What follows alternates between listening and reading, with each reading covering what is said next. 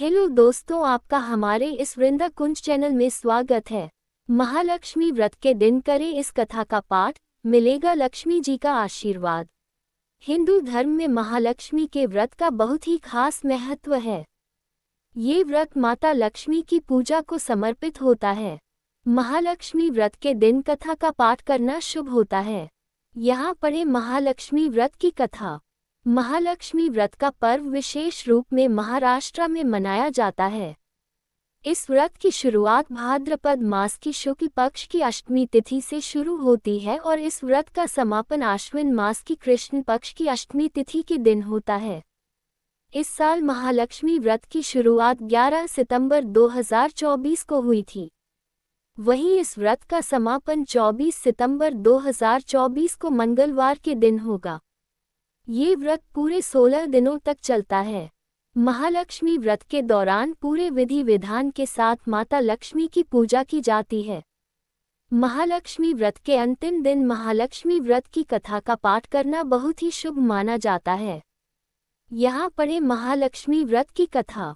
महालक्ष्मी व्रत कथा। पौराणिक कथा के अनुसार एक गांव में एक ब्राह्मण रहता था।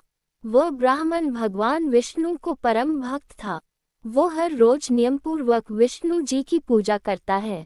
उसकी भक्ति के प्रसन्न होकर भगवान विष्णु ने उसको दर्शन किया और उसकी इच्छानुसार वरदान मांगने के लिए कहा। पौराणिक कथा के अनुसार एक गांव में एक ब्राह्मण रहता था। वह ब्राह्मण भगवान विष्णु को परम भक्त था। वो हर रोज नियमपूर्वक विष्णु जी की पूजा करता है। उसकी भक्ति के प्रसन्न होकर भगवान विष्णु ने उसको दर्शन किया और उसकी इच्छानुसार वरदान मांगने के लिए कहा। ब्राह्मण ने भगवान विष्णु से वरदान में माता लक्ष्मी का अपने घर में वास मांग लिया। ब्राह्मण के ऐसा कहने पर विष्णु जी ने कहा कि यहाँ पर इस मंदिर में हर रोज की स्त्री आती है और यहाँ पर गोबर की उपले थापती है। वही माता लक्ष्मी है। तुम उनको अपने घर पर आने का आमंत्रण देना। उनके चरण पड़ने से तुम्हारा भंडार भर जाएगा।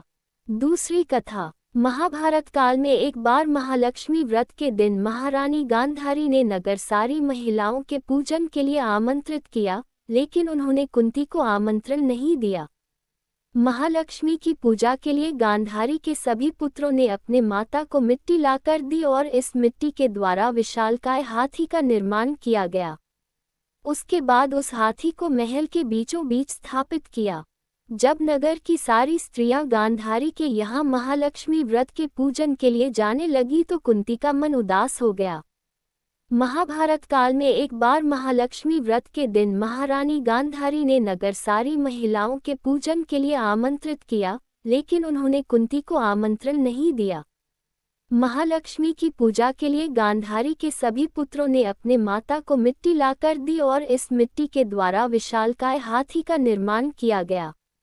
उसके बाद उस हाथी को महल के बीचों बीच स्थापित किया। जब नगर की सारी स्त्रियां गांधारी के यहाँ महालक्ष्मी व्रत के पूजन के लिए जाने लगी तो कुंती का मन उदास हो गया।